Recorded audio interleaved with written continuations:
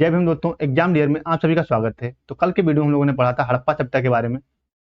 आज की इस वीडियो में हम लोग पढ़ने वाले हैं वैदिक काल के बारे में, यानी वैदिक सभ्यता के बारे में। तो यहाँ से जितने भी एग्जाम की दृष्टि से क्वेश्चन बन सकते हैं उन सभी को कवर करने की कोशिश करेंगे। और ये जितने भी क्वेश्चन रहेंगे सब पिछले एक ईयर में पूछे गए क्वेश्चन रहेंगे, यानी इससे पहले एग्जाम जो हो चुके हैं उनमें पूछे गए क्वेश्चन, उन्हीं को हम लोग इसमें पढ़ेंगे। टोटल PYQ होने वाले हैं। क्वेश्चन की अगर हम लोग बात करें तो पहला क्वेश्चन है, पूर्व वैदिक या ऋग्वैदिक संस्कृत का काल किससे माना जाता है? यह माना जाता है 1500 ईसा पूर्व से लेकर के 1000 ईसा पूर्व का जो समय है ये ऋग्वैदिक काल का समय माना जाता है। और ऋग्वेद काल में आर्य शब्द का कितनी बार उल्लेख हुआ? तो 36 बार उल्लेख हुआ है। और आर्यों के बारे में जो हमें जानकारी मिलती है वो कहाँ से मिलती है? वो ऋग्वेद काल से ही मिलती है। अगले क्वेश्चन पे चलते हैं। अगला क्वेश्चन हमारा देखते हैं क्या है। अगला क्वेश्चन है, उत्तर वैदिक संस्कृत का काल किसे माना जाता है? तो उत्तर वैदिक काल का जो समय माना जाता है वो माना जाता है 1000 ईसा पूर्व से लेकर के 600 ईसा पूर्व का जो समय है ये उत्तर वैदिक काल का माना जाता है। जबकि ऋग्वैदिक काल का समय कितना माना जाता है? 1500 से 1000 के बीच का जो समय है वो ऋग्वैदिक काल का समय माना जाता है। तो चलते हैं अगले क्वेश्चन पे। अगला क्वेश्चन है, इनमें से किस फसल का ज्ञान वैदिक काल के लोगों को नहीं था? तो वैदिक काल के जो लोग थे उन्हें जौ, गेहूं और चावल का तो ज्ञान था, लेकिन तंबाकू का उन्हें कोई ज्ञान नहीं था। तंबाकू का प्रचलन भारत में कब हुआ? तो ये हुआ था 1604 ईस्वी में। इसके द्वारा हुआ था? पुर्तगालियों के द्वारा हुआ था ये। अगले क्वेश्चन पे चलते हैं।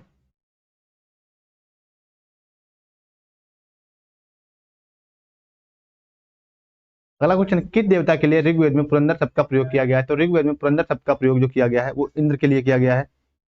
इंद्र आर्यों के प्रमुख देवता थे जिन पर 250 सूक्तों में इनका वर्णन किया गया है। कितने? 250 सूक्तों में उनका वर्णन किया गया है। ये वर्षा और युद्ध के देवता थे। वर्षा और युद्ध के देवता थे। जबकि अगिन का जो स्थान है वो दूसरा है। अगिन में कितनी? 200 सूक्तों में इनका वर्णन किया गया है।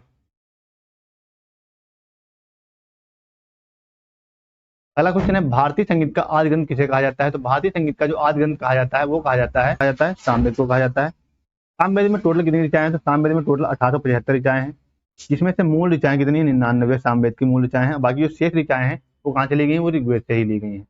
सारेगामा पाधानी जो 7 स्वर हमारे हैं वो कहाँ से लिए गए हैं? वो सामवेद से ही लिए गए हैं।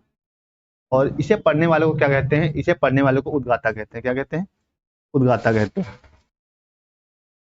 चलिए अगले क्वेश्चन पे चलते हैं।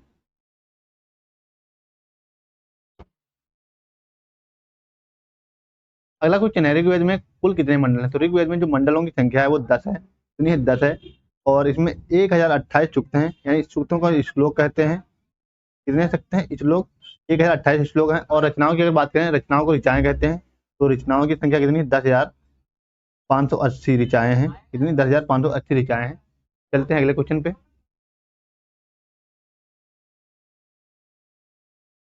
ऋग्वेद में सबसे महत्वपूर्ण तथा पवित्र नदी मानी जाती है? तो ऋग्वेद में सबसे पवित्र और प्राचीन नदी मानी जाती है वो किसे माना जाता है?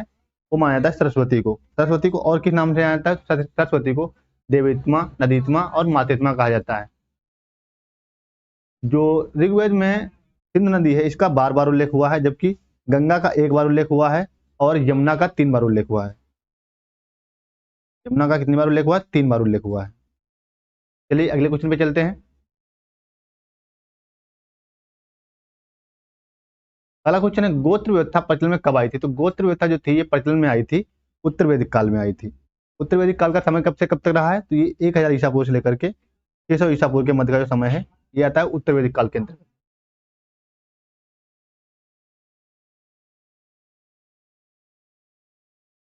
अगला क्वेश्चन है, वैदिक युग में यौ कहा जाता था, जो यौ कहा जाता था उत्तर वैदिक काल में वो कहा जाता था जौ के लिए ये प्रयोग होता था शब्द। जबकि गेहूं को क्या कहा जाता था? गेहूं को कहा जाता था गोधुन। गेहूं को गोधुन कहा जाता था और चावल को ब्रीही कहा जाता था। चलिए अगले क्वेश्चन पे चलते हैं। अगला क्वेश्चन है, ब्रीही शब्द किसके लिए प्रयुक्त होता है? तो ब्रीही शब्द चावल के लिए प्रयोग होता था। किसके लिए? चावल के लिए।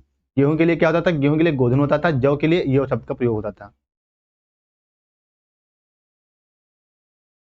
अगला क्वेश्चन देखते हैं। तो अगला क्वेश्चन है, सबसे प्राचीनतम पुराण कौन सा है? तो सबसे प्राचीनतम और प्रमाणिक पुराण जो है वो है मत्स्य पुराण। इसमें सातवाहन वंश के बारे में जानकारी मिलती है। किसके बारे में? सातवाहन वंश के बारे में जानकारी मिलती है। अगला क्वेश्चन देखते हैं। ऋग्वेदिक काल के सबसे प्रधान देवता कौन थे? तो ऋग्वेदिक काल के सबसे प्रधान देवता थे वो थे इंद्र। इंद्र पे कितने सूक्तों का वर्णन किया गया है? 250 सूक्तों में इनका वर्णन किया गया और अग्नि पे कितनी 200 सूक्तों में वर्णन किया गया। तो पहला स्थान किसका था? इंद्र का। दूसरा स्थान था अग्नि का। और इंद्र को उस समय देवता माना जाता था किसका? वर्षा और युद्ध का देवता माना जाता था। अगला क्वेश्चन देखते हैं। तो अगला क्वेश्चन क्या है? उत्तर वैदिक काल में किस देवता को सर्वोच्च स्थान प्राप्त था? तो उत्तर वैदिक काल में जो सर्वोच्च स्थान प्राप्त था वो किसको प्राप्त था? प्रजापति को। किसको?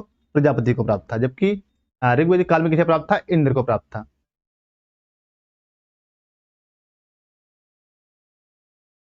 निम्न में से किसे भारतीय परमाणुवाद का जनक कहा जाता है? तो भारतीय परमाणुवाद का जनक किसे कहा जाता है? तो ये कहा जाता है कणाद को कहा जाता है। किसे? कणाद को कहा जाता है।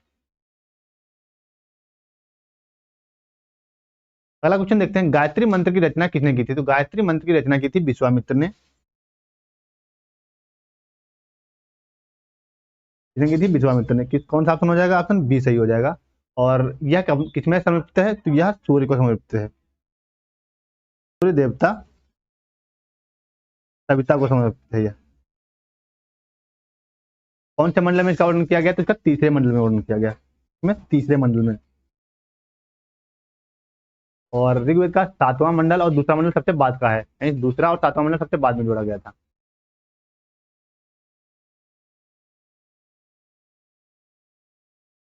अगला क्वेश्चन है आर्य। अगला क्वेश्चन है आर्यों का प्रिय पशु कौन था? तो आर्यों का जो सबसे प्रिय पशु था वो था गाय। कौन सा था? गाय। गाय के लिए कौन सा शब्द प्रयोग किया जाता था? अधन्या, यानी अर्थात इसे ना मारने को कहा जाता था। अगर गाय को कोई उसमें मार देता था तो उसे मृत्यु दंड तक की सजा दी जाती थी। यानी गाय को क्या कहा गया? अधन्या कहा गया है, ना मारने योग्य पशु।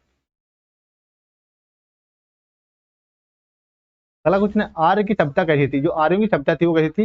या ग्रामीण सभ्यता थी, जबकि हड़प्पा सभ्यता कैसी थी? नगरीय सभ्यता थी, यानी शहरी सभ्यता थी।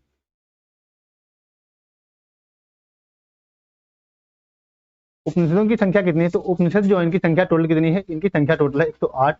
इसमें से 13 को मान्यता प्राप्त है। कितने? 13 को मान्यता प्राप्त है।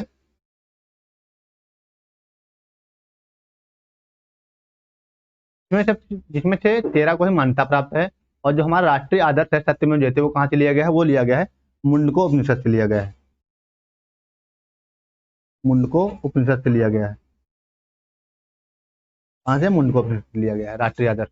और जो प्राचीन है सबसे वो कौन सा है? बृहदारण्यक उपनिषद। कौन? बृहदारण्यक उपनिषद। ये सबसे प्राचीन है। तो एग्जाम में यही इतना बुझाया था, बाकी खास कुछ नहीं बुझाया जाता है। चलिए अगले क्वेश्चन पे चलते हैं। अगला क्वेश्चन है उपनिषद काल के राजा अश्वपत शासक थे, तो ये कहाँ के शासक थे? ये थे केकई के शासक। कहाँ के? केकई के शासक थे ये। अगला क्वेश्चन है आरंभिक वैदिक साहित्य में सर्वाधिक वर्णित नदी कौन थी? तो सर्वाधिक नदी कौन सी वर्णित है? सिंध। सिंध का कितनी बार उल्लेख हुआ है? इसका कोई नाम ही नहीं, यानी बार बार इसका उल्लेख हुआ है ऋग्वेद में। जबकि गंगा का कितनी बार उल्लेख हुआ? एक बार हुआ है। और यमुना का 3 बार उल्लेख हुआ है।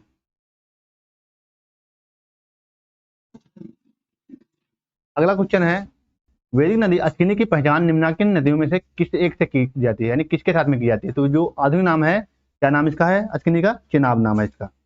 और व्यास का क्या नाम है? विपाशा। व्यास का क्या नाम है? विपाशा। क्या नाम है? तो रावी का नाम है परशुणी। ये रावी का नाम है परशुणी। और और झेलम का क्या नाम? तो झेलम का नाम है विस्तृता। झेलम का नाम है विस्तृता। तो व्यास का हो गया विपाशा, रावी का हो गया परशुणी, चेनाब का हो गया अश्किनी, और झेलम का क्या हो गया? विस्तृता। तो अगले क्वेश्चन पे चलते हम लोग हैं। ऋग्वेद का कौन सा मंडल पूर्णतः सोम को समर्पित था? तो ऋग्वेद का जो पूर्णतः समर्पित मंडल था वो कौन सा था? 9वां मंडल सोम को समर्पित है। कौन सा? 9वां मंडल। इसमें से दूसरा और 7वां मंडल सबसे बाद में जोड़ा गया है। 10वें मंडल में चतुर्ण व्यवस्था का वर्णन किया गया है। ब्राह्मण, क्षत्रिय, वैश्य और शूद्र का वर्णन किया गया है। कौन से? 10वें मंडल में।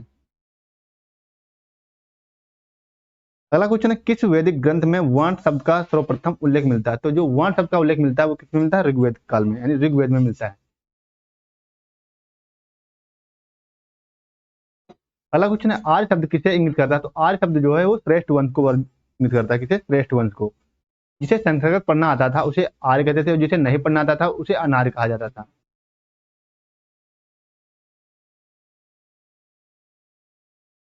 अगला क्वेश्चन है, यज्ञ संबंधी विधि विधानों का पता कहाँ से चलता है? तो यज्ञ संबंधी जो विधि विधानों का पता चलता है हमें, वो चलता है यजुर्वेद से। कहाँ से चलता है? यजुर्वेद से।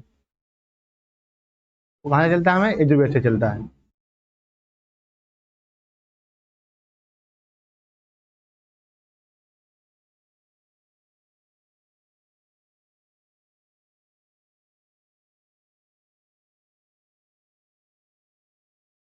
अगला क्वेश्चन है, वैदिक देव मंडलम। अगला क्वेश्चन है, वैदिक देव मंडलम निम्न में से कौन देवता युद्ध का देवता माना जाता था? तो वैदिक देव मंडलम में जो देवता था इंद्र, इन्हें माना जाता था युद्ध और वर्षा का देवता माना जाता था, और आर्यों के सबसे प्रमुख देवता ये थे। अगला क्वेश्चन है, निम्नलिखित में से किसका संकलन ऋग्वेद पर आधारित है? तो ऋग्वेद पर किसका संकलन आधारित है? यह आधारित है सामवेद का। इसमें से 1875 ऋचाएं टोटल इसमें है। कितनी? 1875, जिसमें से टोटल मूल ऋचाएं कितनी है? 99 ऋचाएं की। शेष जो ऋचाएं हैं वो कहाँ से ली गई हैं? ऋग्वेद से ली गई हैं।